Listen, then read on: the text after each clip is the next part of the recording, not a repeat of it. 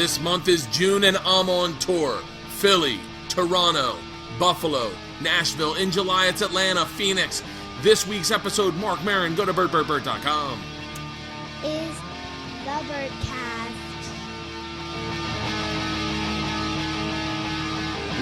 It's fucking great. They got Garage Mahal too. Garage Mahal is by Goldberg, the wrestler. Yeah. All right, let's see. Yeah, we're recording. Yeah, it's pretty nice. So they did this, like, in the agreement was that you would tape.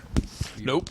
I'd tape a show. They'd tape a show in here. Right. So they came in and they took, this was like a woodworking shop, and there was a door here that entered the garage over there. Yeah. And that was closed off. Right. And the backyard was a piece of just a piece of shit. Right. So they came in, opened that up, filled, like, put the TVs, everything, wine refrigerator, humidor, kegerator. Kegerator's better on paper than it is in real life. Yeah, like, I don't know what I would need, and my space is not as big as this space. Well, that was the thing, is they came in and they were like, so what, dream list, what do you want? And I was like, well, it'd be cool to have. And they're like, no, not what would it be cool to have? We want your Christmas list. Like, tell us what you want. And I was like, and they were like, I mean, just put everything, and then we'll get everything we can. And I wrote, like, computers. Did they add the roof?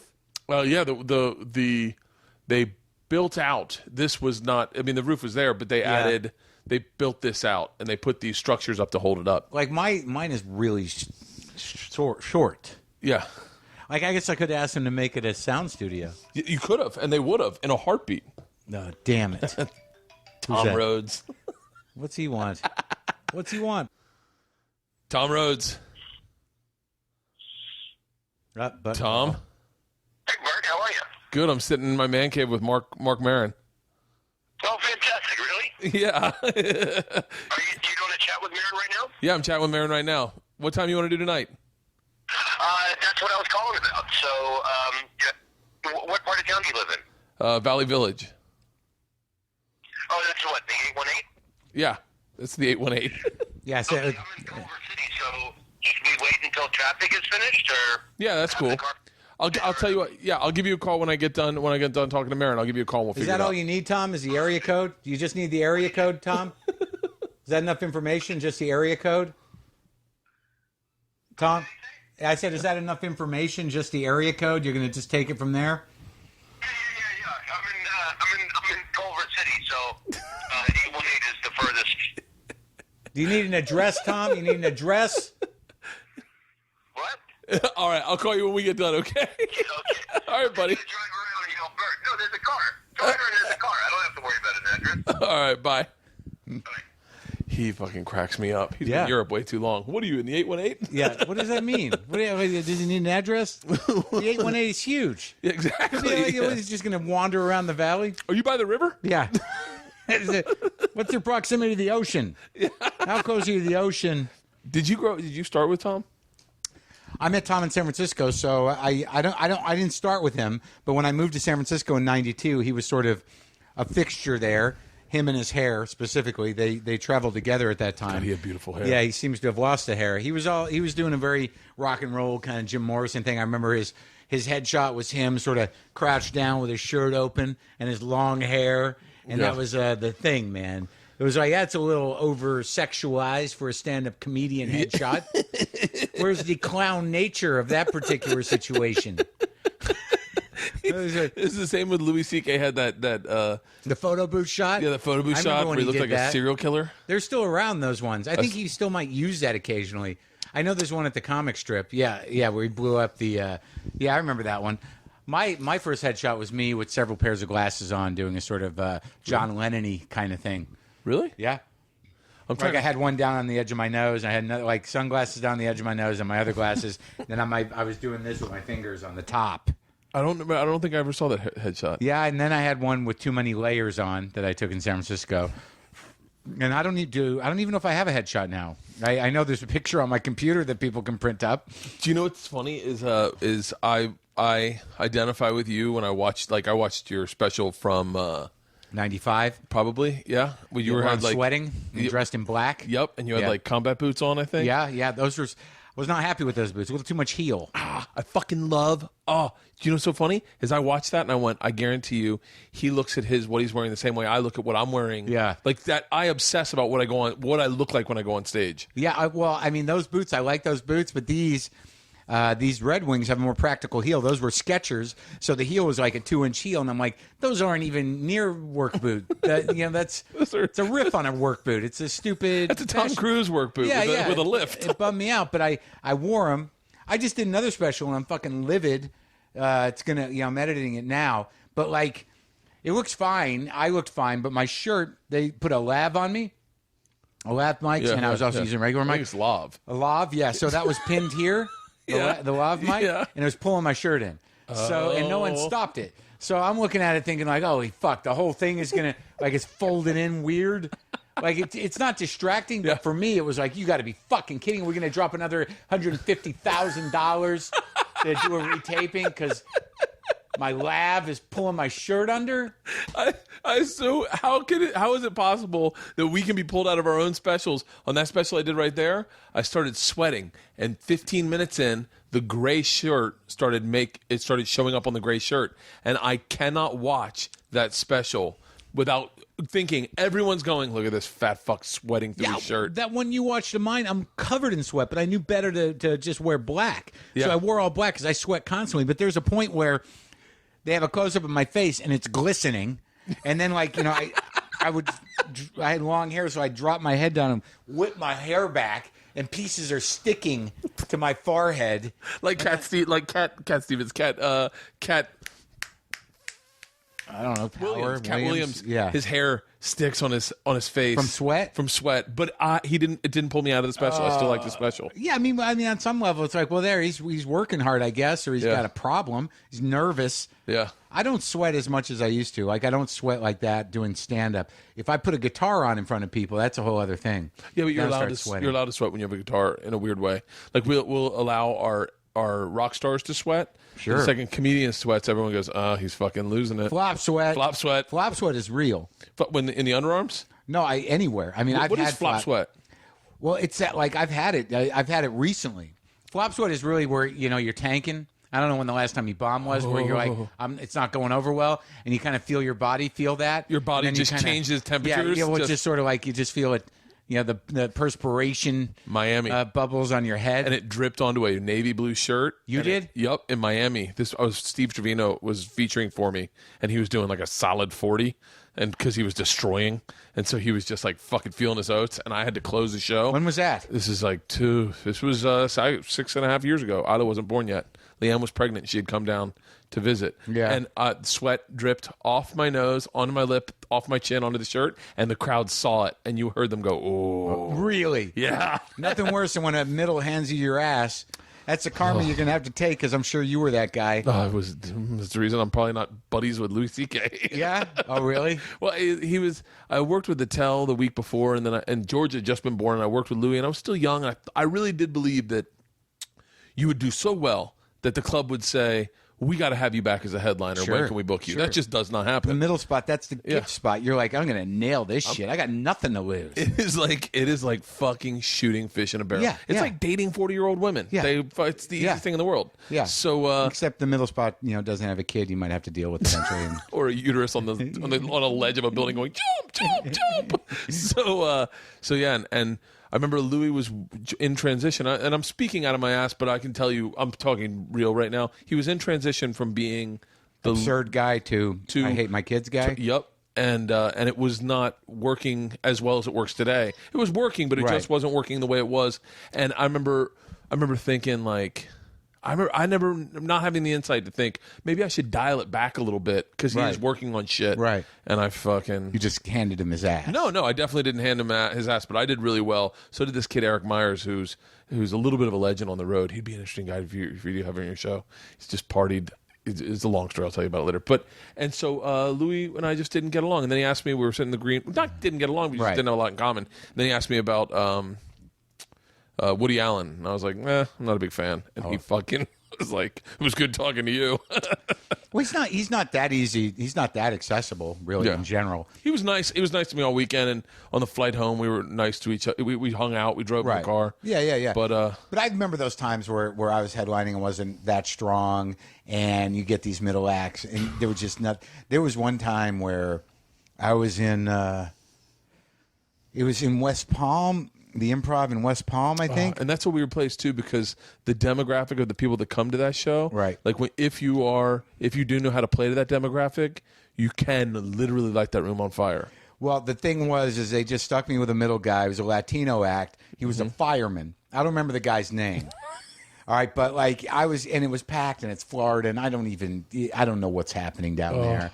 But he did his act, and then he did one of these, like, sort of like, 9/11 was, like, and, like, just standing ovation kind of shit. And it was just a nightmare. And then and I was like, do you have to fucking do the salute to the troops thing at the end? I respect what's going on, and I'm sure they appreciate your support, but it's like, it's a little. You kill, and then it's like, we lost a lot of our guys. I'm like, oh no. Like, it's this really comedy club time, I got it, but it was like, just kill, and how about not the tear-jerking ending? Yeah, how about not that? And it was a rough weekend. It was just miserable. I don't think about it as much. Like, I have a guy do 20-25 before me, and even if they're real strong, generally, people there to see me, and it'll be all right. And even if he does do better than me on some level, laugh-wise, I'm not even that freaked out about it. I got to a place where once you start headlining and you realize, Jesus, like, there are guys out there that are fucking funny, and then you get to a place where it doesn't really matter to you. Now I'm just like, I give two shits. I don't watch anyone's act. I just do whatever I do. Yeah, really? It doesn't bother you at all? Not It'll anymore. bother me on a short spot. Like, if I'm working on shit and I got to do 15-minute on a showcase, and you got to follow somebody who destroys. I haven't done a showcase set in so fucking long. Yeah, and you got to spend 5 minutes just sort of like, all right, let's, I know the last guy took his pants off. What was the guy's name? Yes, it was Bobby Lee. And I know that. I know he just showed you his stomach and turned it. Yeah. Probably just left in the thong. Yeah. I remember Ralphie May one time. We were at the Comedy Store. This is back when I was like trying to get in there. Yeah. And Ralphie May dropped the mic, and it came off. It was in the original room. Yeah. Came off and then goes, give it a second. And I was like, I was standing. He was supposed to bring me up. Yeah. I go, he didn't bring me up. Not only that, he just went, thank you, dropped the mic, and then stood back and said, give it a second. And I was like, okay. And then he walked back out and did another 10 minutes. And I went. What happened? How'd you fall for that? I was like, motherfucker, wasn't I supposed to go up? Yeah. No. So he dropped the mic to a thunderous applause. Thunderous. And then it's sort of like encore time. Yeah. Then I'll bring you up. How'd you do that night? Not good. I've juggled my balls a couple times following him, where he doesn't do the 2.5 hour Ralphie. He does the 15-minute Thunder Ralphie, and it's like fucking following. It's like God, what was someone was telling me a show where they had to do 15 minutes after the headliner. I used to have to do that. But that's a fucking nightmare. Like instead of dropping checks during the headliner set, the MC's got to go up and sort of. Oh no! I used to do it with a guy where the host would go up and do 5. Yeah. They'd do an hour. Yeah. And then I'd do 30. They get off, and as soon as they got off, checks got dropped, and I did 30 after that. Yeah, I don't know. They're just killers out there, and I think that whatever part of me thought that was the way to do comedy at some other time, where it's just sort of you got to kill. It went away. Well, the dialogue changed in stand-up, and I believe this to this day. Yeah. The dialogue's changed between the audience and the stand-up in the fact that, and you're a huge part of this, but the podcasting has made the artist a lot more accessible to the fan. Right. Where now people go, and I go on stage, and they're like, tell the Will Smith story. Right. And I'm like, that's not really a stage story, but they're like, I don't give a shit. It's I heard funny, you tell it on WTF, tell it now. I brought my friends to hear that story, and you're like, oh, okay. And do you do it? Yeah, fuck yeah. But you get laughs, right? It's a funny story, but it's like, why isn't it stand-up? It's just not your idea of what stand-up was. I mean, if you watch Bill Cosby, he's just telling stories. Yeah. So, I mean, there's nothing wrong with that. It's just somehow we got into this mode where either you're going to be this joke, either you're going to ride them and keep hitting and keep hitting and keep hitting. I mean, I have that skill. I know that I used to do it, Yeah. and it used to be essential. Like this first one, I better land that first joke, and then I better follow it and keep pushing and keep pushing. Everything has got to be laugh efficient, and there are great comics that do that, and arguably the better comics do that. But for me, I want something else out of it. I'm not sure. I think I can be compelling and entertaining and funny, as opposed to just sort of like, oh my God, it's a tornado of laughs. Well, you also do it sober. Yeah. Which I think sometimes... You're not doing it sober? I'm not. Or I've been doing it. My first shows are always sober. My second show is just... It's like this... It's stuff that would send people to therapy. Yeah. You've created a larger-than-life persona that you have to live up to, and then. But you just do shots, and then you get these really great long sets at the end of the late show, and you're drinking, but you don't... You get off stage and you end up depressed the next morning because, like, was that good? Like, was that as good as I could have done? I used to get that when I'd smoke a lot of weed, where you were getting such a kick out of yourself. Yeah. Where you just sit there and you're doing half baked things, and I'll still do some half baked shit, but like you just think that they're laughing just because your stoned demeanor and juice. Oh. You're entertaining yourself, and they're kind of laughing with you, and then you walk off and you think like, I didn't say anything. I just was laughing at my dumb premises, and they were just laughing because they thought I was having a good time. Is that a show? Sure, why not? Did they buy you this couch too? No, we did. Oh, okay. I have a story about watching two horses fuck that makes me laugh hysterically. That I've told on stage, and then I get done, and I don't think people have understood a word I've said. I'm just giggling. I'm just. Well, horses in heat. That's a rough thing. Though. Oh, it was during an Animal Planet pilot. Oh, really? And we were not supposed to be doing that, but the guy saw it. This Mexican guy came out of a barn, and he saw a film crew, and he goes, "Hey, you guys here to see two horses fuck?" And we were like, "Yes, we are." So we walk in, and the guy's stroking the horse's cock. No. I swear to God. And then they bring the horse in, and my whole crew jumps on top of it. They start shooting it like they're fucking paid to shoot two horses fuck. The sound guy's booming the female horse's vagina that's going... No! I swear to God. And I'm going, do we have audio on that? And then the horse hops up, I swear to God, 3 pumps, gets off. The whole Animal Planet, everyone's there, our production crew, and I stand into the front of the two horses and goes, turns out I do fuck like a stallion. And we rapped, and I was like, someone give me the fucking... But that fucking was one of the funniest shoots we've ever... No. No. God, it would be such good footage too. Why did they give it to you? It's stuff like that just hits the cutting room floor and you never see again. Yeah. Like I fought a bear. I don't even know where that footage is. You fought a real bear? Long time ago for Hurt Bert. Yeah. Yeah. And how was that? Was it a sad old bear? No, I think it was the bear that ended up killing his trainer. Really? Yeah. Because you had to do this thing where you. You successfully fought a murderer? Before the murder. Yeah, so it's a long story. Yeah. I'm not going to tell it on my podcast. I want to talk to you about you. Do you read about people before you do a WTF? Bit. Really? Well, usually what I'll do is I'll go to a couple of sources and try to get an idea of where they grew up. And I don't want to miss, like, my big problem is, like, I don't want to miss, like, oh shit, I forgot to ask him about the Oscar. That seems important. Yeah. I can't believe he's just in here and I didn't bring up that he cured cancer. I didn't realize that. I didn't know he was that guy. That happens a lot.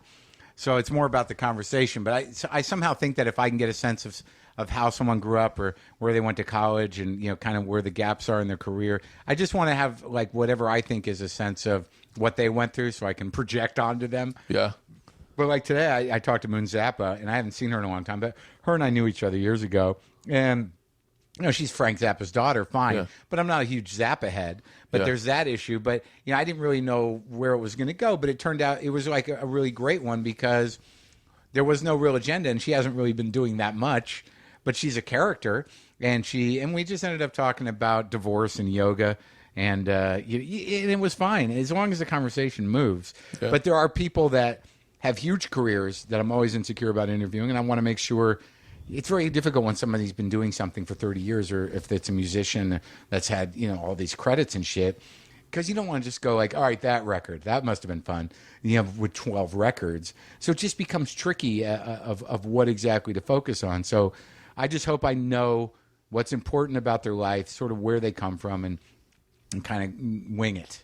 It's so funny because I'm not a very good interviewer because I like talking about myself and I don't listen very well. I do that, but I listen pretty good. You're a better listener than I am because I was listening to you interview Billy Bragg. Yeah, and that was one of my favorite really no ones. choice but to listen. Well, that was one of my favorite interviews he's done because it started off political, and I swear to God, I was like, I'm on a treadmill. And I'm like, you're bumming out. I'm like, fuck, if this is fucking political. In my head, I'm like terrified because I know you like politics, but in my head, I'm like, Mark's going to turn this around, please. And then all of a sudden, he started talking about his son, and I was like, oh, fuck. Yeah. And then his dad, and I was like, what a great fucking. Is there a point in an interview where you start getting chills? You're like, I'm doing it. Well, it's like I have a sense of where. Because talking about politics is very easy to avoid talking about anything else, yourself or anything. Like I, from years of talking about politics on the radio, there's just no real engagement there because people, especially when you're someone like him who's set, he's got an agenda politically. Yeah. And he knows what it is, and he knows why he has it, and he's informed about it. He knows what he's fighting against, and he knows the nuances of the issues. So, and that's something he's done over and over again. Yeah. That's his political life. But I know once you get into that, I start to crave okay, yeah. Like, because I know left-wing talking points, and I know there's passion behind it, but it's not that interesting after a certain point because though the stories that he told about why he was political turned out to be great. Yeah. But I don't know if you remember that part or, the first time what about the gays? Yeah, and that kind of stuff. I mean, that's good stuff because it's personal. Yeah. It's not just sort of like, oh, Thatcher and talking about the Clash and talking about that, I was like, okay, I can get tapped into that. Right. But when he was talking about general politics. I just start zoning out. I get really into like human parts of the story. Right. And and I'm sensitive to that when I'm talking to somebody like we got to get out of here. Yeah. And get back to to figure out who this guy is. Like I recently interviewed Tom York and it's not up yet. Oh, I was like, oh, how did I miss this one? Yeah, but he started that way too because he's a lefty British guy too, and they're a lot more intimate around their issues politically. They're not. It's not the same there as it is here. There still is a sort of relatively vocal and slightly organized left movement over there. Yeah. The labor and whatnot. But so they're much tighter with it. Whereas in America, like people usually react like you, like I probably believe this stuff, but I don't want to follow it. You know. Yeah. But he started with politics, and I can certainly speak to that. And I knew it's sort of a test. And I think sort of with Bragg too, it's like. I can keep up with this, and I know where he's coming from. Yeah. So if this is what it takes for me to engage with this guy, all right, let's do this, and then I'll move it somewhere. Yeah, I see what you're saying. Like especially someone like Bragg, who's a talker, you're basically just steering. Then it's just steering. It's just sort of like you look for your window and like, well, what about? And then you're like, okay, good, and then you'll go over there, right? Yeah. But you've been doing like I was thinking today. I was like, I can't talk to Maron and not think about what I'm going to talk about, like because you're someone that thinks about. You definitely have an agenda when you speak to someone. You know where you want to drive it. You know where you want to go with it. You allow it to be what it is, but you don't just do what I do, which is I just sit in a room and I'm like, so tell me. I do kind of. I just want to at some point want to lock in. I want it to become like I'll listen, and it's just a matter of sort of like I want it to become conversation. Is that who you've been your whole life, and then you were scared to show that to people? Listener, like yeah. No, I think what I was earlier on was that. I think because, if I'm going to track it psychologically, I think my father was very erratic and emotional and sort of charismatic and not that attentive. And I think throughout a lot of my life, I always sort of gravitated towards, dudes who had who were, charismatic and had a good story, looked like they had a life, could talk about things kind of big Dos Equis personalities. Guy. Well, no, he's just not mystique, but guys who seem to have big personalities. And I used to I hung out with Kennison. There was a guy in high school that owned a bookstore that I was fascinated with. Guys that seemed to really have a magnetic personality, and I would lock into those kind of people. And I was very good at sort of getting sort of symbiotic with them because they entertained me and they made me feel alive. And I think I lost a lot of that. Doing comedy, just the ability to be entertained and engaged and let people have their story and laugh at it. And I think I got cynical doing stand-up for so long, and I kind of shut myself off to that. And I wasn't able to sort of enjoy other people's lives as much. And then as the podcast started and as I, things got shitty for me, I kind of needed to talk, and I somehow tapped back into who I was as a kid, where it's sort of like, really? That guy, did that happen? Fascinating. You know what I mean? Yeah, completely. Like, no shit. I was like, wow, that's a great story, and I'm able to laugh now, and like I honestly enjoy when people kind of lock in, where I can lock in with someone's trip, you know what I mean, and kind of get lost in it. Well, it's fascinating because you give the same amount of, and I'm not saying that everyone doesn't do this or everyone does do this, but you give the same amount of respect to someone, say like as Billy Bragg, as you do Kevin Christie. Oh yeah, definitely. And it's like, and it's neat to see. Like, I'm not saying I would or I wouldn't. I'm just saying, like, I definitely, like, there are people where I go, oh fuck yeah, and then there's people like I'm like, oh, I hope this one works. You know? Oh yeah, no, I definitely get that. I do that. That happens to me too. But like I found that even with people that I'm in awe of, like recently, even with like someone like going to John Fogerty's house or sitting with Mel Brooks and shit, is that no matter what a fanboy I am, I have found that dissipates fairly quickly, because not that I'm not a fanboy anymore, but you sort of realize, because of the medium and because of this proximity, like, that's just a dude. I mean, no matter what he's accomplished, there's just a dude sitting here. He's wearing underpants, and he's doing something with his hair, and he's holding on. Yeah, But I don't have the same. I don't feel the same way I used to with people that have stature. Like I'm not that intimidated anymore, and it's very easy for me. Like, it helps me just to see them as a person, as somebody who's fragile and has, a life and had breakfast, and you know what I mean? There's not that kind of like, I can't believe I'm talking to this guy. But you did have this mystique as, and I'll just broad stroke it as bad behavior Mark. Yeah. Like, you had this when I started. I can't believe you weren't sober when I started, by the way, because I never thought that you partied. Like, I feel like I've only known you sober. I was never a fun partier like you. Yeah. I was not. I embraced a lifestyle that, like I was I never went like, let's go, everybody, who's going with me? Yeah. I was sort of like, all right, I got my blow, Yeah. I'm glad I have it in my pocket. You're not the guy that got the blow and dumped it upside for everyone. You were like, I'm locked down for the night. Yeah, I'm good. I got my bindle, and I can probably string out a lot of drinks now, and hold my own and entertain myself. And hang out with a couple select people, but it was never. So my partying was never. It was always sort of very intense. It wasn't like a party. Like there was a couple. I can remember maybe one or two great nights of where the balance just sort of worked out for me. Like I remember one night in San Francisco. I wasn't even doing blow, but there were drunk nights where I'd be with one buddy.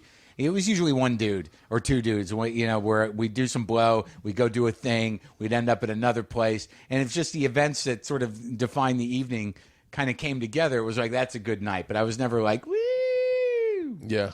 That's why I think that anytime partying got dark, like I remember one time we were at a house in Orlando, and there was big piles of party all over a table, and someone pulled out a pistol, and I remember being like, I'm fucking out. That kind of that level of that always freaked me out, and I was like that was always the fear, was that, I mean, that's sort of an indication.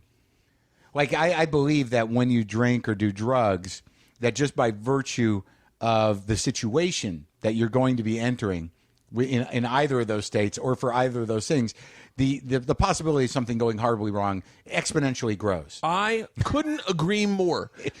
Just the other night we had a brownie bridging ceremony, which is when the girls turn into brownies. Yeah, and all the dads were together, and I was like, fucking big brain Bert was like, hey, let's go to a bar. So we go to Pat's, like right across the street. Yeah. And the second we got in, I went, oh, this is where someone gets fucking arrested or beat up or stabbed. Right. And I just rolled the dice on fucking something horrible happening. Yeah. And these are just dads at my school, and we all show up in collared shirts in a fucking biker's bar in the valley. Right. Ugh, I couldn't agree with you more. It's a weird thing, but there are those moments that I've had those where you, especially when you're dealing with cocaine, where you're like after a show or something, like, hey, let's go to my place, and then all of a sudden it's like, how far out is this place? Yeah.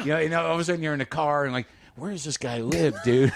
Yeah, how am I getting home? Or you're right, and you start to realize, like, oh my god, like, or just being in a hotel room with strangers, and you're like, whose friend is this?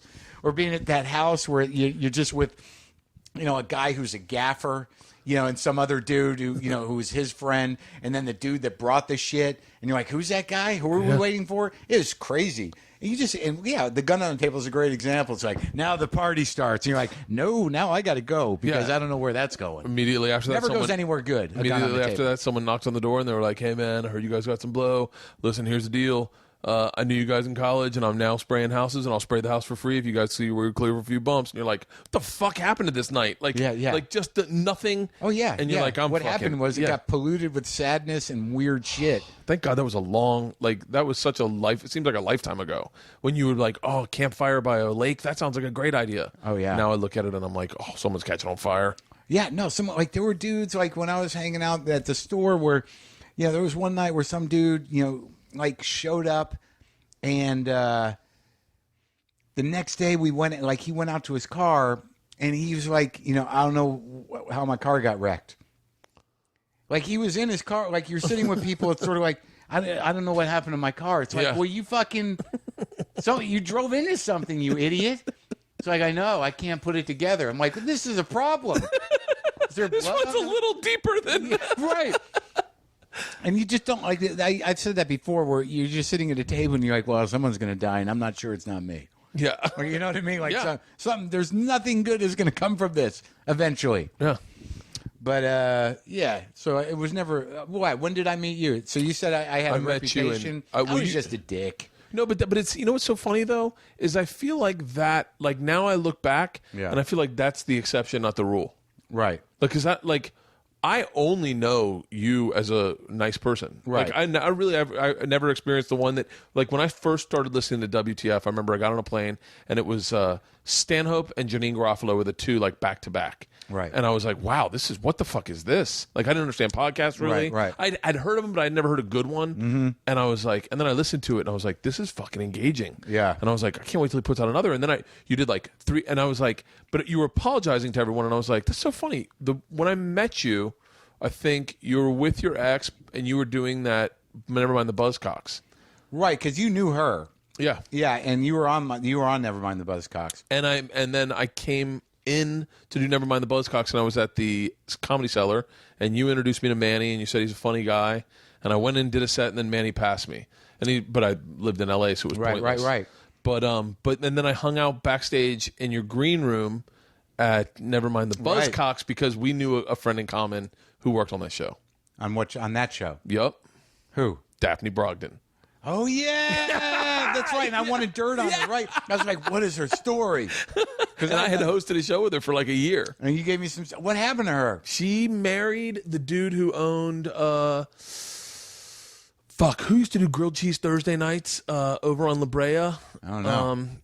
God, it's right next to the La Brea Bakery. It's the restaurant. He was a big restaurateur. Oh, she married him? She married him, and I think they had a kid, and now they live over in Hyde, not Hyde Park, that area right next to there. Hancock Park. Yeah, but the thing is, it's like there are certain people that I've known for a long time. Like, I have problems with very specific types of people. Like, if you really look at the people that I have problems with, I mean, I can't imagine anybody really is like Bert Kreischer. That guy's a fucking dick. It happens. Yeah, but it was over.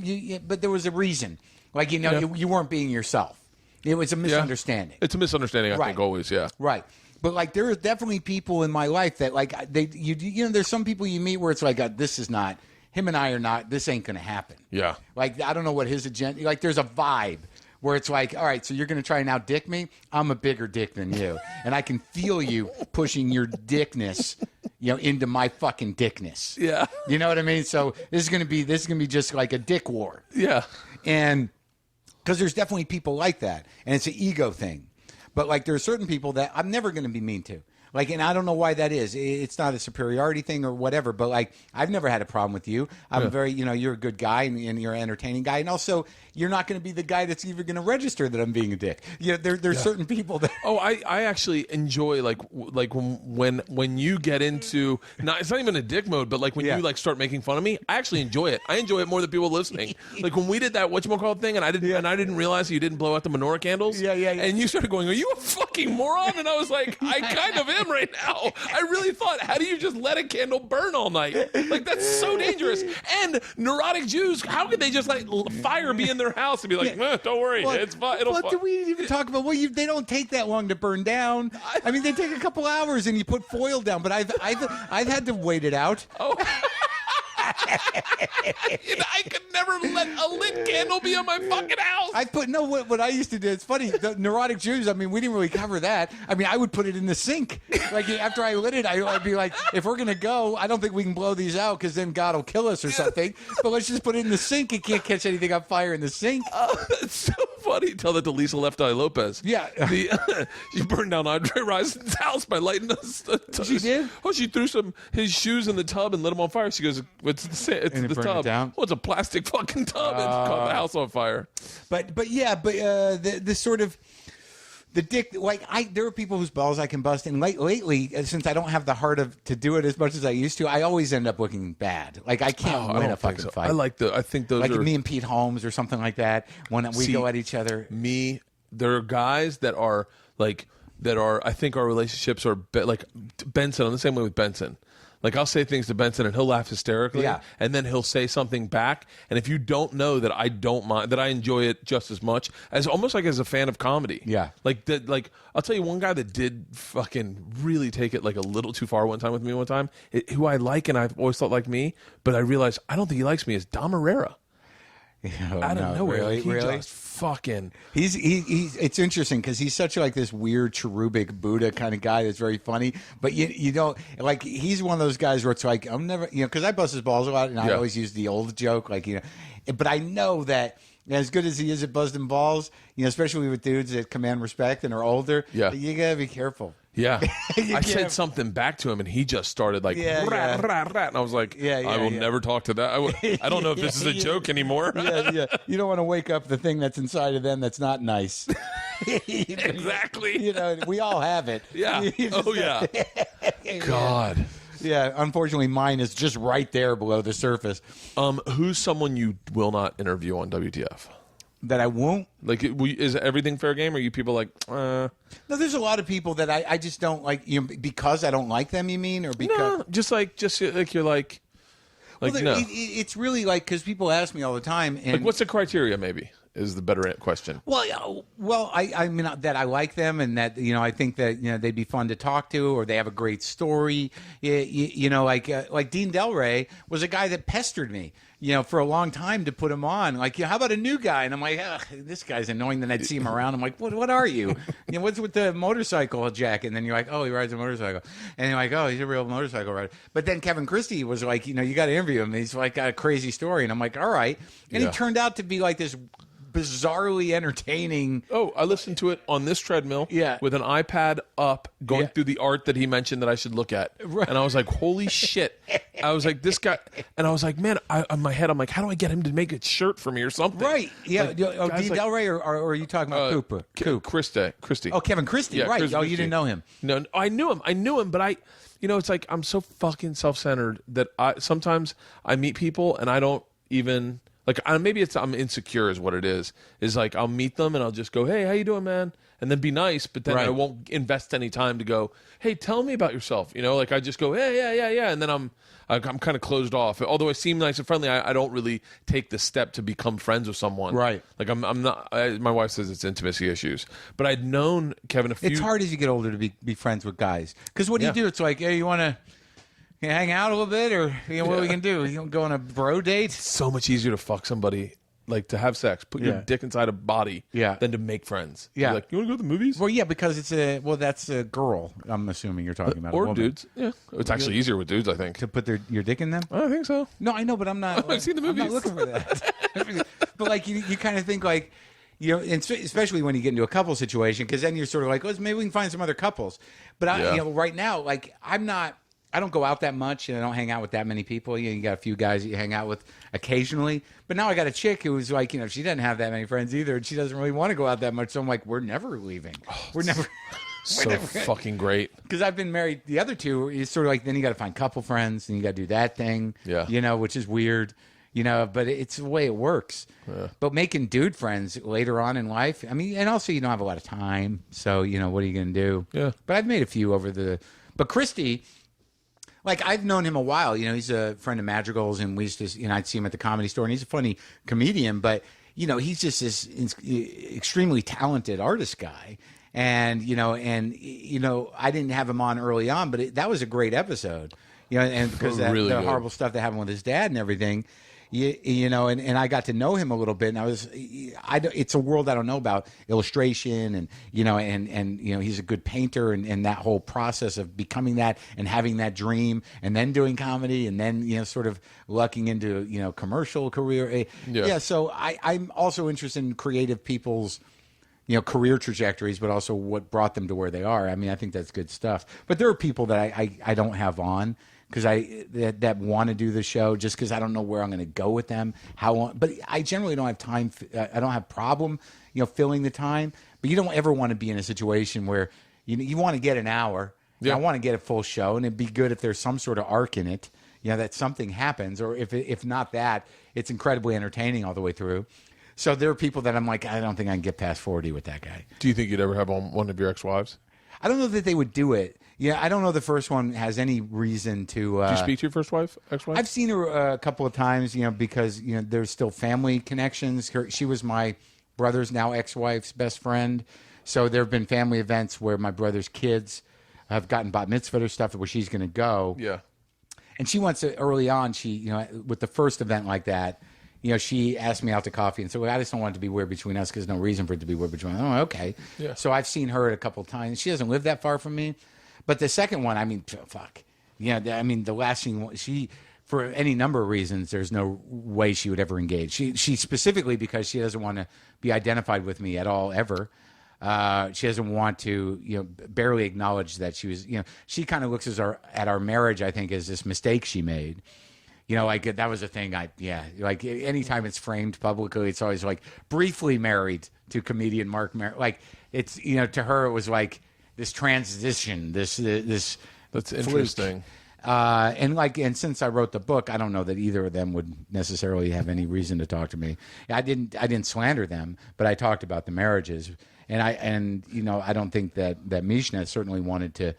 Because, this is a woman now that she's married to a... By the way, this is the first time I've ever heard you say her name. Oh, really? I've known who you talked about this whole time, always, but I've never heard you say her name, and I've always wondered, Rogan doesn't say his wife's name. Well, he's married to her. Yeah, he's married, but he never says his wife's name. He always calls her Mrs. Rogan. And like everyone's always been, but like a lot of people don't talk about their exes or anything. They go, the ex or whatever. And I've known who you talked about, but I've always wondered if you stayed away from talking about her because of that. But you wrote the book. Obviously.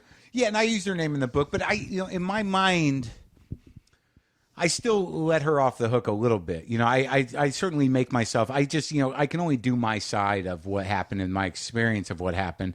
And, when you don't have kids with somebody, there's really no reason to interact with them anymore. Yeah. And it didn't end well, and it ended horribly, and it was prolonged. And, there's still anger, I think, in me about the way the divorce was handled and the sort of the injustice of it. Though, as time goes on, I realize... on some level why things happen. But no, she married a very well-off dude, and I think she just had a second kid. And quite honestly, dude, I've never run into her, ever. Really? Ever. Not since, before the divorce was finalized. Really? I've not run into her, and she lives here somewhere. And I haven't run into her either. Well, I think I ran into her twice when she was married to you. Right. I think she's living in some pretty rare air. I think. Really? Yeah. I think they're way up there. Now, did you? I'm writing a book right now, and I'm fucking losing my mind. Yeah. Did you enjoy writing your book? My problem is I have friends who are real writers, and I never really wanted to assume it'd be like somebody who does comedy kinda. I heard you say that Sedaris. Yeah. That's got to be. Oh, when he liked the book, it was very flattering. Because I know, I do know that when I set my mind to it, I have a voice on paper. And with my book, I didn't want to write just a straight up memoir because I did that once before, and I thought that book came out pretty good, but it almost killed me. System. Yeah, Jerusalem Syndrome. I'm proud of that book, and I'm very proud of the chapter about the Comedy Store and the angle of it. but it took a lot out of me, and I still like I like to keep things succinct. Like I don't want to, like if you left to my own devices, like I can get very lyrical and very poetic and very sort of dramatic and heavy, but I think I know how to get feelings out on a page, and I think it looks good and it's good to read. But I don't consider myself a writer, and a book is sort of like having an incomplete in college. Like you're sort of like, oh, you wake up every day and you're like, oh my God. Oh, that is the fucking best way to describe that. It is exactly like that. You never wake up going, like, even when you turn in your first draft, you're like finally. And then I got an email today, and it was like, I understand you're interviewing Marc Maron. You think he could write a blurb for the back of your book? Sure. And I was like, oh fuck, it never ends. Like, oh Jesus. So you're right. And then once then I got the note, like I thought I was done, and then they're like, it's not. You gotta. We need you to go through and punch it up. But I can't. I'm not a good. Really? Like, yeah. Oh yeah. Like because it's. I just obviously I think anyone listening to this knows me, and I'm not. I was not much of a student, so the concept of writing a book. They were like, "Do you want to get a ghostwriter?" And I was like, "Fuck no!" And then they were like, "Great, take half the money and write it yourself." And so I was like, "Great."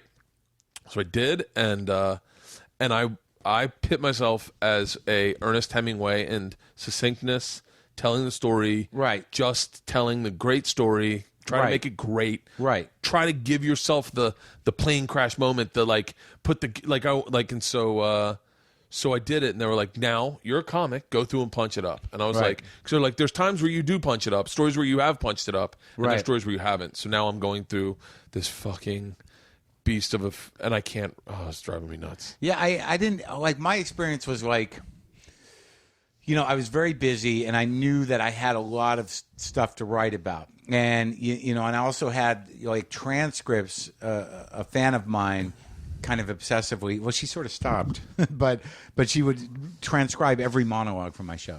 So I had thousands of pages of me talking about my life.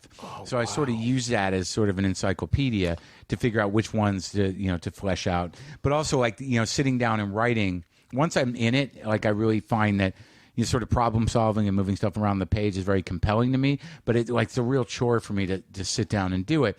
So I chose to do essays over like a full on memoir just because like an essay is compartmentalized. Like there's a beginning, middle, and end, and it's a short piece. Mm-hmm. So I was more able to manage that. So, but when I first got the deal and I started writing, I sent the first essay to my editor, and it was heavy-hearted and a little overly written. But he sends it back with notes, like a lot of notes, and I'm like, oh, I got to see. I can't. Oh my God, I can't. And I realized like my confidence around writing cannot handle this process. So I basically said, "All right, I get it. I see what you're saying, and I'm not going to talk to you for a year." So like, so basically, I didn't really engage my editor at all, other than like, "Oh yeah, it's going good." And on my deadline, they wanted like 60,000 words. I gave them 90, and I said, "Now you do your job. Let's make a book out of this." And he was great. Like I said, I'm not that attached to a lot of this. I want to make the best book possible, and I need you to fucking show up for work here. And he did. And, a lot of them are poignant. A lot of them are touching. I didn't focus on hilarity, but there are some bits in there that are straight up funny. All of them have comedic elements, but some of them are there's a depth to them that I wanted. And I think it came out great. I mean, I was happy with it, but my process was not every day sitting down to write. I did that with the first book, and it was brutal. I don't love it. I like people. When I got this deal, I was like, I pitched the book before the podcast really took off because I had a book agent. And I'm like, I needed to do something. I'm like, I'm going to need money eventually. Maybe I can. So I pitched this book, and then when the podcast took off, we sort of took it around, and there was more attention on me, and I was able to make a good deal. So I didn't want to write it that badly, but once the deal was like, well, I'll write for that. Yeah, I'll write for that amount of money. And I was happy with the book, and I was I think I got a lot of stuff out, and people are reading it, and they read it quickly. It's easy to read, but it's got some meat to it, and people are really having a good experience with it. Like you're an artist that has a intense connection with your fans, like the people that are and I will include myself in the fans in that I get excited when I see your new podcast come out. I get excited. It's so funny. I don't even know what days your new podcasts drop, right? Because but I get so frustrated when I drop mine on like a Wednesday, and I go, how come not everyone's going and getting it that day? They don't fucking know. But it's but so you do have that kind of connection, and I think now when in your I so funny because as you're saying this, I was like, I've always been thinking I'm so overwhelmed. Like I'm so busy. No one knows how it feels. And then I went, oh shit. Not only do you have a more successful TV show, more successful podcast, more successful book, like more successful stand-up. And I was like, holy shit, how the fuck did you do a book, a TV show, a podcast, and the road? I don't know. It was crazy. It was like, there was definitely like some part of me knew. The only thing that like I was very overwhelmed, and it was completely crazy. And there were times where I'm like, I don't know if I can handle this. Like there were really times where I'm like, I'm coming unglued because even throughout the publicity for all those things, but like I knew that it's going to end, and I also knew that like, well, this is my window. So you were trying to take deep breaths and enjoy. Well, no, not enjoy. Just show up for work. It's sort of like you've wanted to work all this time. Here's your work. Yeah. Do your work. Yeah. So in my mind, what am I going to sit there and complain? Like, I got so much to do. It's like, you fucking idiot. You spent 15 years of your life wandering around with a notebook. That is such a great way to put it. You know what I mean? What does a comic do? You spent 15 years of your life sitting at coffee shops with a notebook, waiting for this. Yeah. I mean, you're prepared now. Yeah. I mean, and I've had a lot of opportunities, but like I was very conscious that just from watching other people's careers and whatever, like you're going to have this window where you got to work and you got to do everything you can because that might be it. So, if all these opportunities are happening at the same time, do whatever is necessary to show up for them and get them done as best as you can, and then do whatever you need to do to promote them and whatever. But this is the work. This is not the time to go, fuck that. I'm not, I'm too busy to do that. Just fucking try and do it because now it's all settled down. Now I'm like, I'm completely drained. I've got a book out there. I've got my show on the air. I've got a special I just taped. And so like I'm tapped. So now it's sort of like I got to put in at the store, I got to, you know what I mean? Like now I got to start from scratch. Everything's out there. Yeah. Like whatever. Now I got to re-enter life somehow. So I proposed to my girlfriend on Monday. So now hopefully that'll bring some stories. Oh, shut up! What was the last vacation you took? I don't know how to do that. We went to Hawaii last year for a week. Or 11 days, which was about 3 days too long. I mean, what ultimately do you do? I'm not sure how to take vacations. Like, it was nice, and I went to the beach and stuff, and I tried to detach from things. But eventually you start to realize, like, we don't live here. Yeah. This is, am I really relaxing? I don't know. Matt Frost? Yeah. Frosty and I went to Hawaii a long time ago and he was like, I'm taking 11 days, 10 days, and like 4 days in, he goes, I feel like I should get a job. Like, do you think they're hiring? I feel like I'm just going to look at the paper. Yeah, exactly. Oh, yeah. But I felt the exact same way. So you proposed. Congratulations. Yeah. When you guys think you're gonna have kids? No, I mean that's the plan. I'm fucking going to be 50, but like, look, she's 30 and she wants kids, and I somehow couldn't figure out how to do that. I have a lot of fear around it. I have a lot of fear around adult things. But I really think I would be a good father, and I think I could have the love. I'm a little frightened about the age thing, but a lot of people are like, what? Because you start to get to a point, it's like somehow I never thought about it. Like I'm just selfish, and I don't know if it's the way I was brought up, but it was never like not once in my life was having a family part of my plan. Really? Yeah, I didn't have much of a plan. Oh, it was my game plan since day one. Same with my brother. I just, and people are like that, and it makes sense to me. It seems to be what people do. Yeah, I'm an anomaly. I'm not like, why is everyone doing that? You know what I mean? I knew why people did it, but I didn't know how it was done. I didn't know how, because I'm not. It's taken me a long time to sort of connect with, being truly empathetic or being able to be selfless without it being threatening somehow. I had to learn and grow a lot as a person before I could understand or accept that stuff. But I believe we are going to do it, and I mean, people do it all the time. I mean, that's like, because in my mind, it's like, is the house going to be okay? Do we have enough money? And then you realize, like, I can walk down my block and there are people with nothing who have 4 kids. Nothing. And nothing. There are people. And they don't even think twice about it. I'm consistently blown away by like how like I was like, I don't know if I'm ready financially to have kids. Like, 'cause I had them when I was $700 a weekend feature act. Right. And I was like, this is a bad idea. And then I remember when we had the kid, I remember seeing other dads. There's one dad with a big "fuck the world" tattoo on his throat. Yeah. And I went, oh, if he can do this, I can do this. I don't even have that fucking throat tattoo. You figure out a way. But I have a very panicky kind of like, if I think too far ahead, it's always going to, the feeling I get when I do that is never like, oh, that's going to be great. It's always like, I'm fucked. I mean, there's no way I can, Yeah. like, just you got to look at having kids like the same way you do sobriety. Yeah. One day at a time. I guess so. I mean, I guess so. Yeah, because I look at never drinking again as something insurmountable. I go, I could never not ever have a beer. Right. But I've always been able to stop drinking if I just go, yeah, I'm just not going to drink tonight. Tonight I give myself a break. And then what happens is I feel good. And I don't want to drink the next night. Right. And then it just becomes a habit of just not drinking because you feel good. Yeah. How long has that lasted? Oh, I've never the longest really, honestly, the longest I've had in a long time is about 17 days. Yeah. And I was doing a cleanse, lost 40 pounds. I felt great. My kids started going, Dad, you seem really relaxed. And I'm like, oh, well. Yeah, time to fuck this up. Got to get back to the old me. Now, if you could, all the same money, we turn into a communist state. Everyone you get to pick based on your skill set. They go, we're going to give you $10 million, but you can only do one. Your podcast, stand up, write books, or your TV show. What would you do? You can only do one. And then I'll tell you what the right answer is. Oh, you know the right answer? No, but I can tell you which one I'd. At this age? Yeah, right now. The TV show I have now? TV show you have now. Wait, but I get the $10 million? You get $10 million. And a year. You just got to commit to one for the rest of your life. You can only do one. Oh, I think it would have to be stand-up. Yeah. Yeah. Yeah. Because the stand-up thing, like, as much as I like talking to other people, and learning things, like, I could still do that, but not as a job, you're telling me. So, you know what I mean? Like, yeah.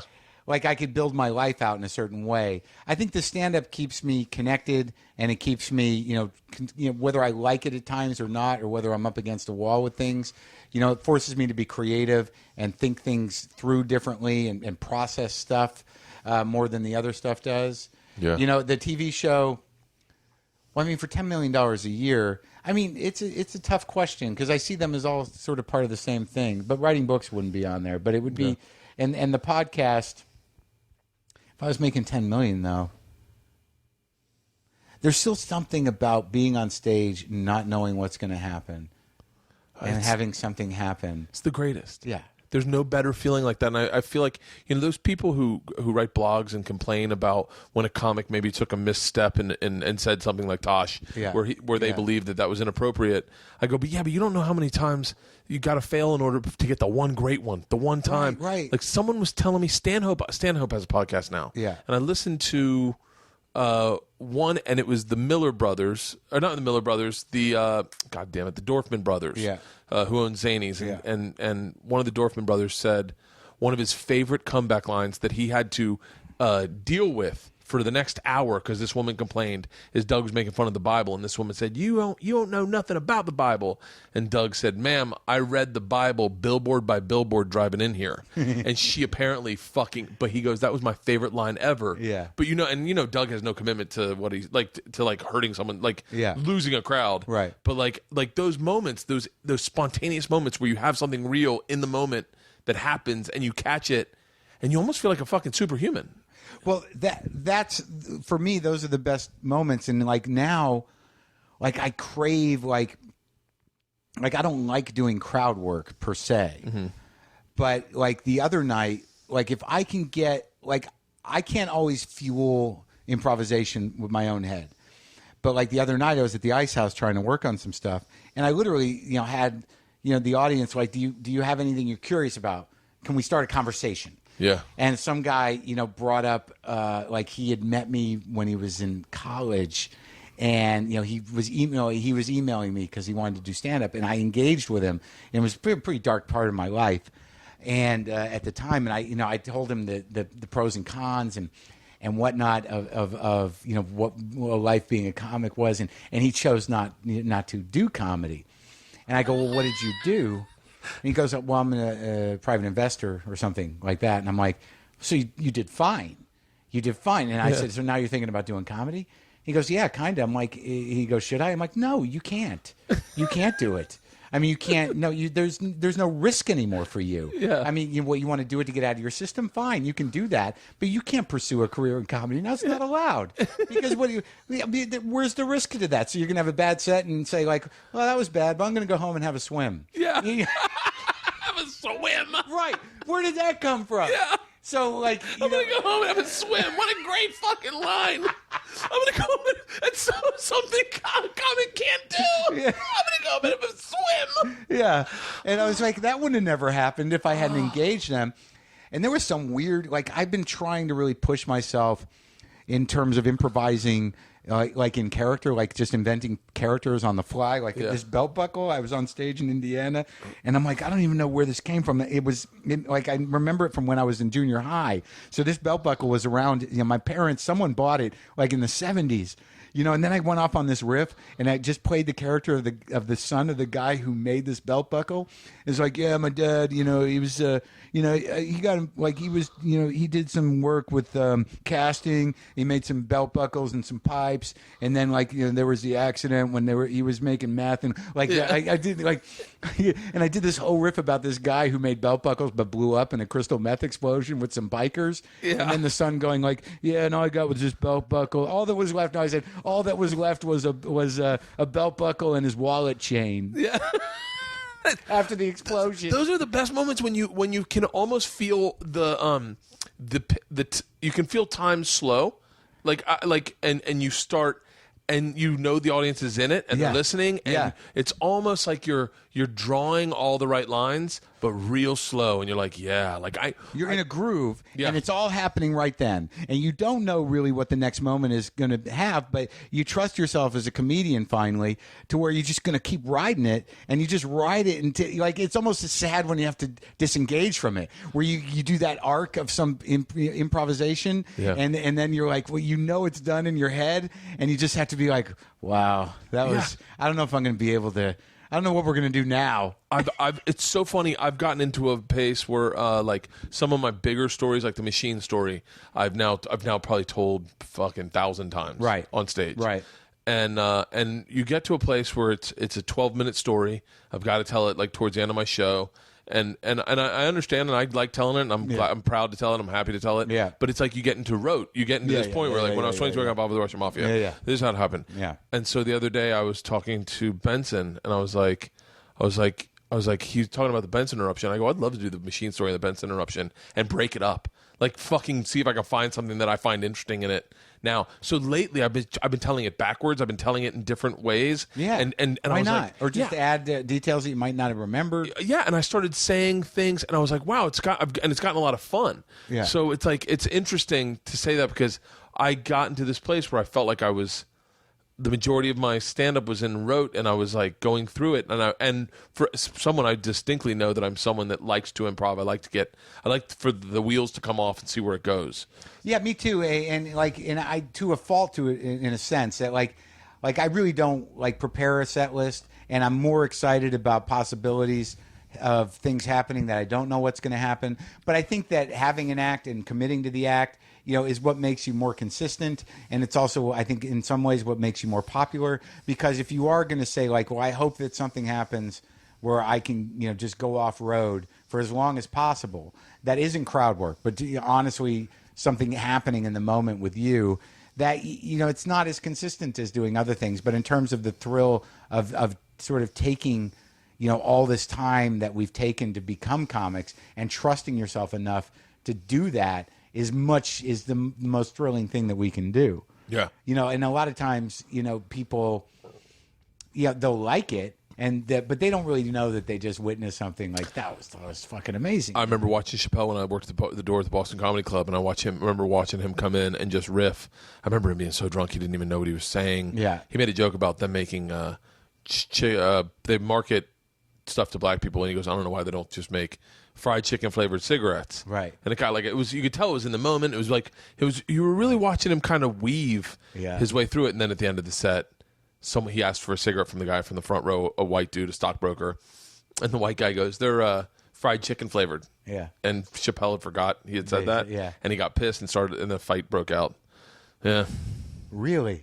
Fucking full-on fist That's fight a broke little out. sad. I'll never forget Godfrey had to come in, and Godfrey was stone sober. He knew both sides of the argument. He was Right. like trying to stop Dave, and then Oh, Dave wow. had some friends that were trying to get into it. It was a fucking... That place was a hell. I threw a drink at a guy in that place. Seriously? Just dumped a drink right in his fucking lap because he was being a dick. And there's only like 4 or 6 people in that place. That's how I learned. Jason Steinberg was like, "Oh, now we gotta."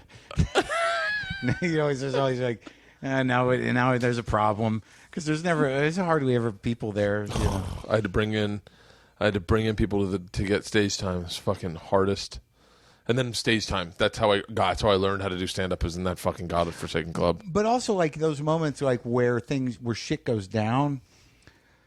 Where like, you know, in my life, I just remember them, where like as a comic, it's my point of view that you have to learn how to do crowd work. You Yes. can't, like, there are comics that are petrified of it and don't know how to engage it. But if you don't have that skill in your quill or whatever the hell if you don't have that as a tool, it's going to be shitty for you. In the sense that, I don't think that a comic should do crowd work, as an act. As an act, yeah. But I mean, if you don't know how to do it, if you're not comfortable doing it, you're fucked. You're in trouble. And you have to be able to, if the crowd gets the best of you, then that's the way it's going to be. You're going to have to shrug that off too. Like if they win, they win. Yeah. I remember like really early on, like, I was at a club. I was maybe an opener, maybe a feature, but I went to the bathroom and I needed to take a shit. And someone had pissed all over the fucking seat. And I was pissed about it, right? So I got up on stage, and I thought it would be funny if I just tried to, find out by a show of hands who pissed on the seat. So I'm like, who the fuck pissed on the seat in there? One of you fuckers pissed on the seat in there. And I thought that was hilarious. But some guy goes, why, did you sit in it? And I'm like, oh, he won. That was my mistake. I hadn't really thought that all the way through. I hadn't seen where that was going to end up. Yeah. You just got to give it to him. And there's been other moments like that where, someone tags something in the audience where it's just sort of like, and if all the audience laughs, I'm the kind of guy where people like to see taken down a notch sometimes, depending on my attitude, because I'm sort of cocky. And like if I get, and I've learned to really embrace that. I mean, sure, do it. Take me down a notch. It's going to hurt a little bit. But I think it's worth it, because it's so fucking bonding. Like I had a thing with Kumail on Doug Loves Movies recently that just got way out of hand. He just gets under my skin, and I just started shitting on him right away. And he kind of handed me my ass, but Doug got my back, with one of the things, so it worked out okay. And then and then he got cocky because he's got an ego, and not Doug, but Kumail. Yeah. And I wasn't looking good because I was just looking like a bully. And then Kumail, he called me out on, it was one of those numbers where I said I could name something in -3, and Kumail was the next guy to make a choice, and I kind of forgotten how the game worked. Yeah. And I was -3 into the Wizard of Oz, in terms of naming the cast, like in order. You got to name them in order. And it gets a little tricky after Judy Garland. So Bert Lahr? Yeah. Well, that was the thing. I only know because my name's Bert. Well, Kumail goes, all right, you name that in 3. And he thought he had, this was going to fucking nail me. Like, not only was I bully, and he sort of handed me my ass, but now he was really going to bury me by telling me to name it in -3. So I go, Judy Garland. And then I said, it was not, fuck. I said Judy Garland, Ray Bolger. Right. And then I knew it had to be Jack Paley Jr., Bert Lahr. And but I knew those names. I wasn't even sure if Paley's first name is Jack, but he played the Tin Man. So I'm like, Jack Paley, and I go, Bert Lahr. And I nailed it. And it was like crazy. Yeah. It was crazy. And fucking Kumail had to eat that. It was beautiful. but I knew I wasn't looking good. I guess the point of this is sometimes you just got to take a hit. But in being on stage, there was a time where there was some dude. I was working a shitty bar in a basement in Boston, of all places. And I'm on stage, and this is like way at the beginning of my career. And some dude walks by to the bathroom. He's big old fucking dude, and he's wearing a cowboy hat. And I was like, nice hat, dude. And like I start to do my act. The next thing I know, he's on stage, just standing there, like he's gonna kick my ass. Like he was drunk enough, and I didn't even see him get out and come around. But he just, I fucking shit on him, and now he's on stage, standing there, looking at me in front of a full house of people. And I'm like, do you want to tell a joke? And he's like, yeah. And I just handed him the mic and just let him eat a fucking turd. Oh. Joke. And he went away. And I'm like, I think I dodged a bullet there and won. Yeah. yeah. You almost want to snap your hands. Yeah. Scene. Yeah. You got to roll? Beautiful. No, I don't know if I do. Oh, pretty soon. Where are we at? We're at an hour 9. Are you good with it? I'm always good. What question would you ask yourself on WTF? Like if you were interviewing you, have you ever thought about interviewing you? No, You should totally interview you. You should do. I did that. They had me do. Who did that? GQ or somebody had me do a piece on me and Really? interview me. Yeah. No, I it's sad because the stories that I think listening to, you and Joe's podcast kind of are the only reason I'm doing a podcast, because I was like, I really enjoyed them so much, and I would listen to them on the road. Yeah. And yours were, I think I told someone this. I forget the analogy I used. The difference between doing yours and doing Joe's, but Joe's were like these 3-hour events that you could literally put on a bed, fall asleep, wake up, rewind. Yeah. And yours were ones I'd listen to on a plane where I'd be like, oh shit, I wanted to it's totally completely different. Yeah. And I was like, and I always wanted to split the difference, but it was like the oh my God, I heard you on NPR this morning.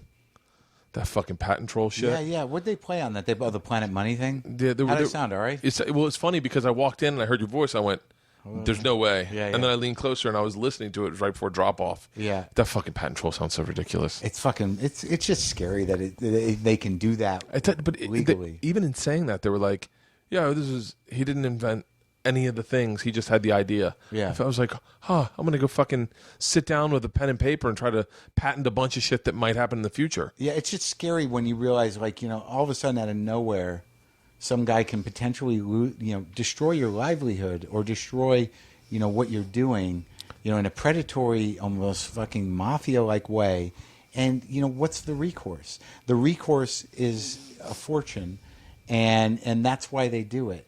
That it's just these completely predatory, conscienceless assholes that can just destroy your life out of left field. Like, I had no idea what that shit was, and it's so wrong. It seemed so baseless. Scary.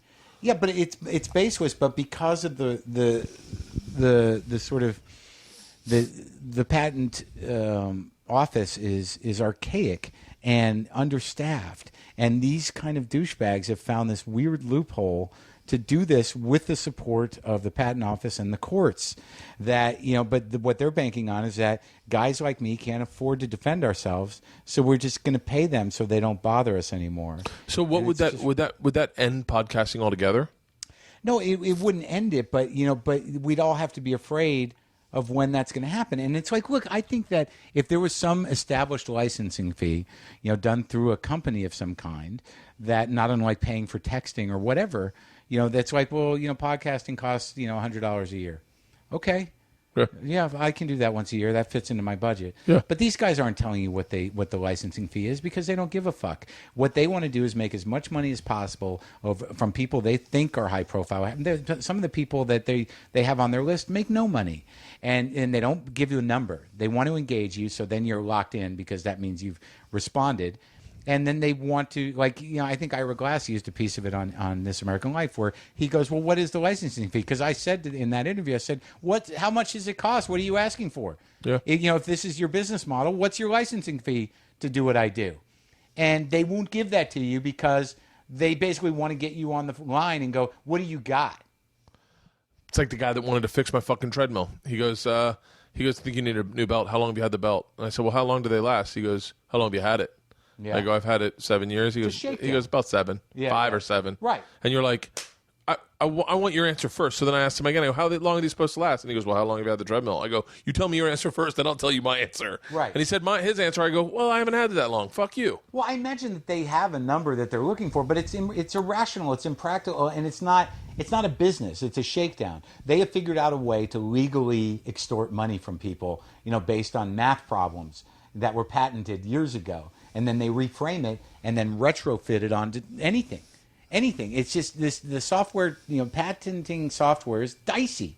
Because, especially if you can just go, well, we can take this patent and then reestablish it to fit into technology. They asked the guy who's invented it. I don't know what a podcast is. He said this was based on audio tapes, audio tape, tapes, right?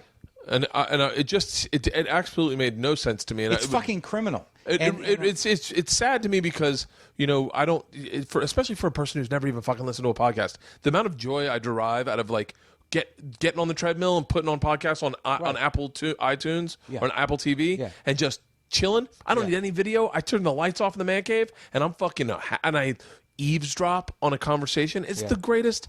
Yeah, and it's the thing that it's got nothing to do with podcasting. They're just trying. The patent trolls have been shaking down fucking tech companies for years to the tune of millions and millions of dollars because these small companies and the patent system was designed to encourage creativity. That's why there's a statute of limitations on a patent. It's you should cash in a little bit, but then after a certain number of years, it re-enters the system, and people can build on your idea and make new things. But these guys have figured out a way to time it out, extend the situation as long as possible, and then shake people. I don't even know the details of how it works because it's legalese.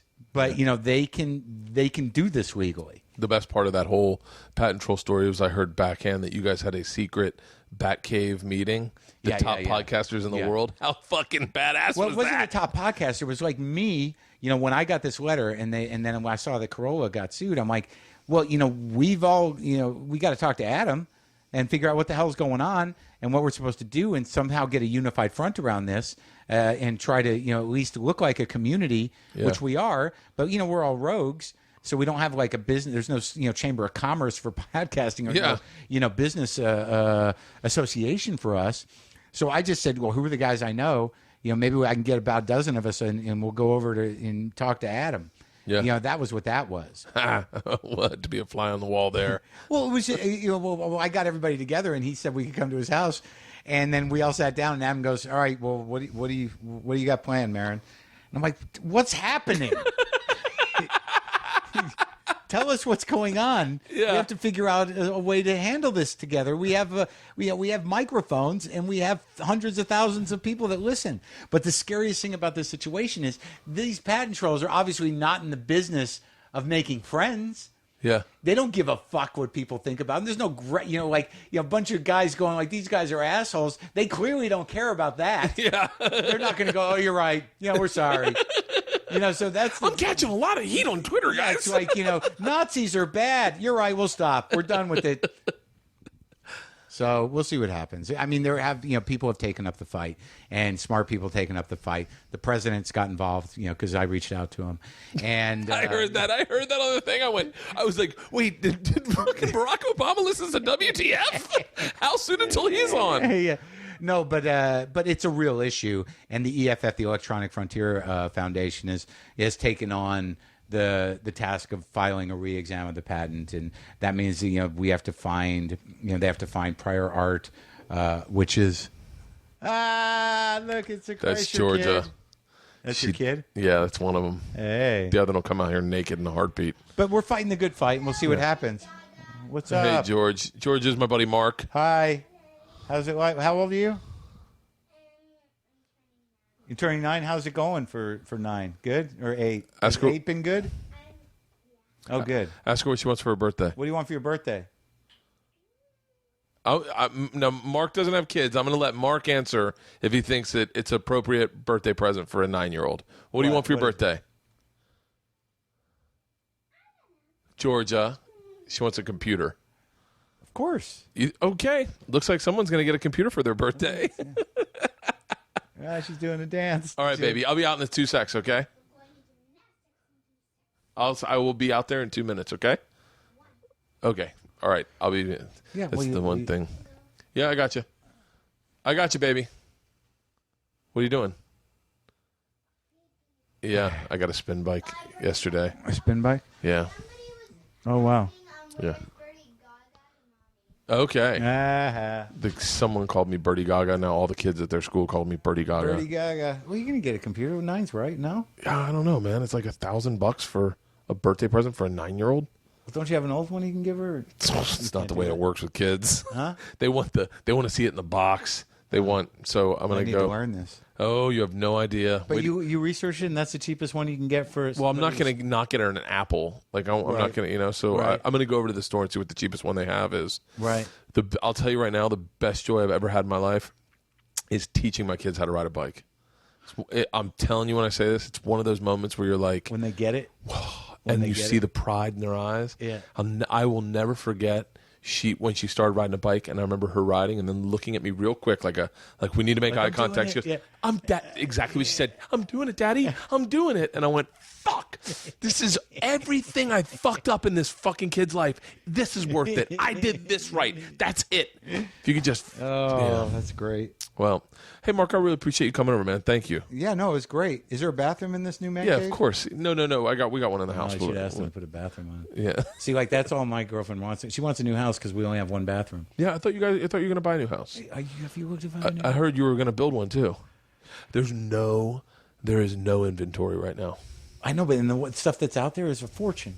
I'm having an architect come over tomorrow to really see, because like if I'm going to spend that much money, I live on a hill. It's gorgeous up there. I love where you live. Right, and everyone, all these flippers flip these 2-bedroom bungalows. Yeah. Like why? If I'm going to spend if I'm going to put that much money into a new house, that much more money, I have a sweet piece of land. What does it cost to build another bedroom and a bathroom?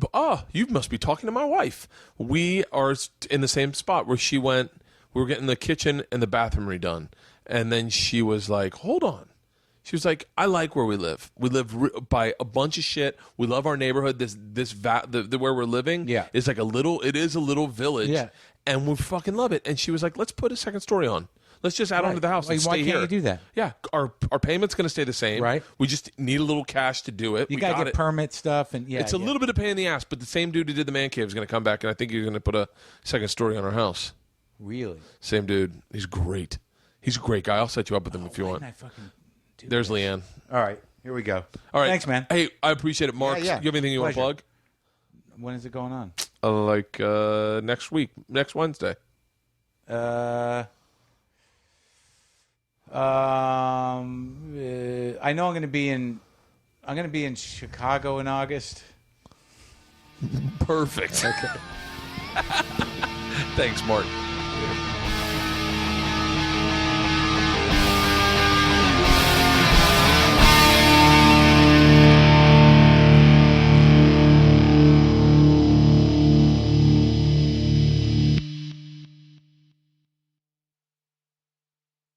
This episode was brought to you by The Machine.